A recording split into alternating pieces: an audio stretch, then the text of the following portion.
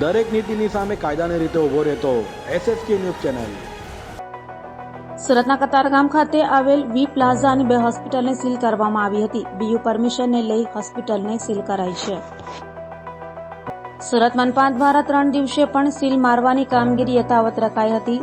Fire NOC અને BU permission ના હોય તેવા એકમો પર કાર્યવાહી હાથ ધરવામાં આવી છે। ત્યારે સુરત મનપાના કતારગામ ઝોન ઓફિસને અડીને આવેલા વી પ્લાઝાના ચોથા માળે આવેલી 2 હોસ્પિટલમાં BU પરમિશન ના હોવાથી સીલ કરવામાં આવી હતી। બંને હોસ્પિટલમાં વરવી વાસ્તવિકતા સામે છે, જેમાં ફાયરના ઉપકરણ, જેમાં આગ ઓલવવા માટે વપરાતી રિફિલો એક્સપાયર થયેલી શોભાના ગાંઠિયા સમાન લટકેલી જોવા મળી હતી। શા માટે ફાયર વિભાગ દ્વારા હજી સુધી કોઈ ચેકિંગ કરવામાં આવી ન હતી? શું ફાયરના અધિકારીઓ રાજકોટની ઘટનાની રાહ જોઈ રહ્યા છે? તેવા સવાલો જરૂર ઉઠી રહ્યા છે। ડોક્ટરો પણ રૂપિયા કમાવાની લાહમાં દર્દીઓના જીવ જોખમમાં મૂકી રહ્યા છે। દરેક નીતિની સામે કાયદાની રીતે ઊભો રહેતો SSK ન્યૂઝ ચેનલ।